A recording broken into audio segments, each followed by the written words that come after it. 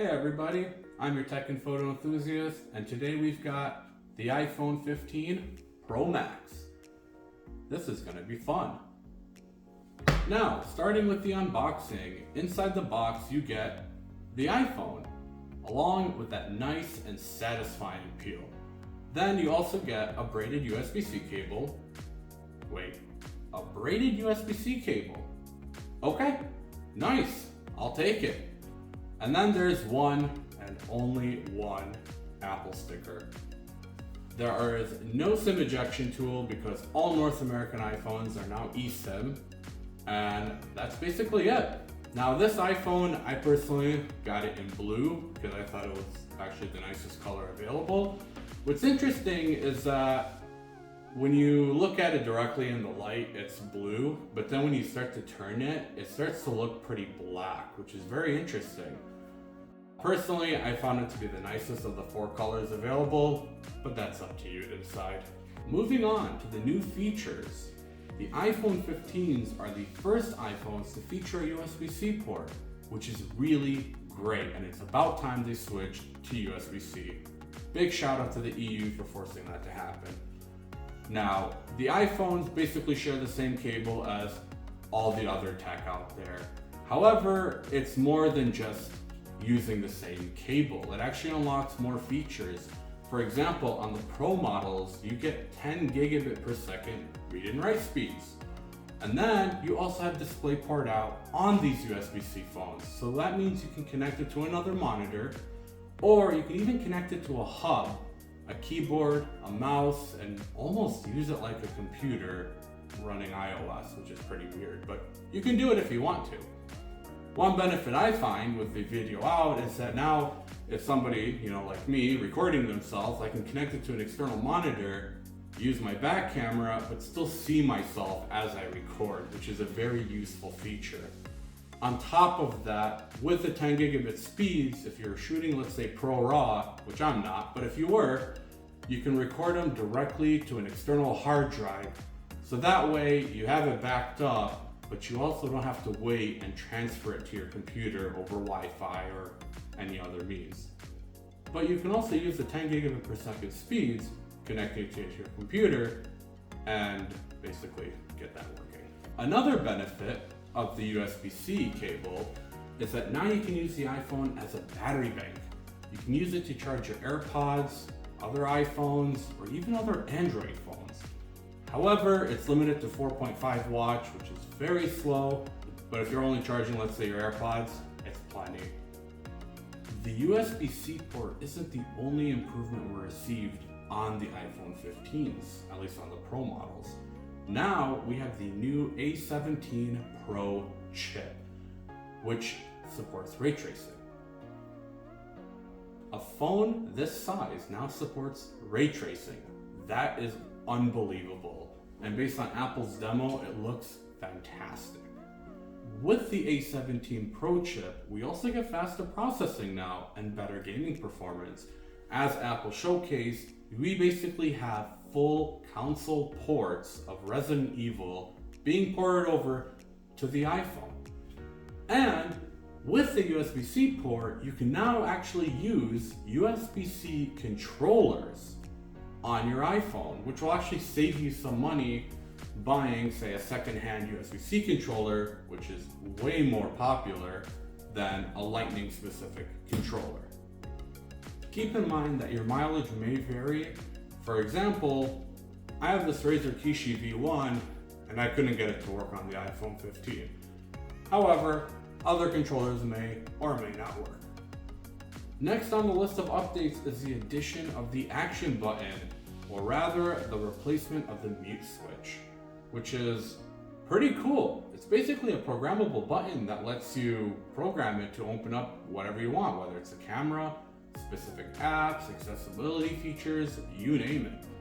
Although, what sucks though is it's in a very hard to reach spot, and I do wish Apple allowed other options such as like a double click feature, maybe a triple click feature, but for now, all we get is a press and hold. Maybe in a future update, we'll see. Last and best on the list are the cameras. This generation brings a new 5x telephoto lens on the Pro Max version. The regular Pro still has the same 3x telephoto from last generation, still a pretty good camera though.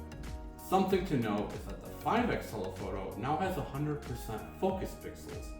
Meanwhile, the 3x is still at 6% focus pixels. So we should expect some better and maybe more accurate autofocus out of that 5x lens. As a photographer, I find it very odd for them to put 5x on the camera. 3x seems to be a very good sweet spot when you're taking indoor photos or outdoor portraits. Personally, I would have liked that they kept the 3x lens and then added, say, a 10x lens, kind of like what Samsung does with their Ultra series smartphones. But Apple is Apple after all. Another cool option would have been if they put maybe a 48 megapixel 5x. That way we can at least get a 12 megapixel 10x mode. It just seems like a bit of a jump to go from their 2x 48 millimeter mark all the way to a 5x 120 millimeters. I just find 5x to be a little too far when you're doing an indoor photo, and then a little too close when you're doing an outdoor photo or taking an outdoor photo. But that's just me. For the main sensor now, the iPhone can take photos at 24 megapixels, been down from 48, compared to last generation being limited to just 12 megapixels. So that's actually nice to see because now you get higher resolution images. However, I've noticed if you're using the night mode, it still limits them to 12 megapixels, most likely to reduce the noise taken from the image. I did take a night shot of my patio in 12 megapixels with night mode and 24 megapixels non-night mode.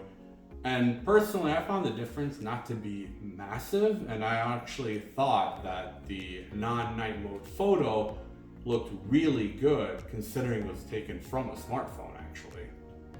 There is now a new coating on the cameras to help prevent against flare. To test this, I went to my car in the middle of the night and took a picture of my climate control buttons. There was no light other than basically the backlight of the buttons themselves. I did take the photo with night mode off. It's at full 24 megapixels and the picture came out really nice. I actually couldn't find any bit of smearing on the lights nor flare. So good job, Apple. Another feature Apple added on the main camera is that now we have a simulated 28mm and 35mm focal length, which is very cool because now we have an extra portrait mode basically. As some of you may know, 28 and 35mm are very common prime lenses that some photographers like to purchase, specifically the 35mm more than the 28. And with these, it actually allows photographers to take photos at that focal length. Now, some of you might be wondering, why not just use the 1x mode and then crop later?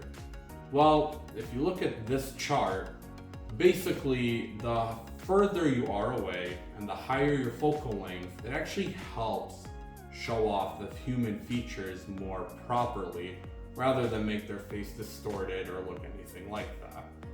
Now, Apple does claim it's like having 7 lenses in your pocket, although as a photographer, I really disagree, but it's still nice to have. The last feature to the camera that I personally find super nice, although it's a software feature really, is that now you can take a picture of somebody, or any object really, and then make it into a portrait after the fact, rather than having to select that feature immediately. So now you can actually take a photo and then decide later if you want to blur the background or not. Something to note for any of you that aren't familiar with the feature is it is a software feature and it will not magically make a natural bokeh area suddenly in focus. So you have to make sure that what you want in focus is actually in focus. You cannot fix that later.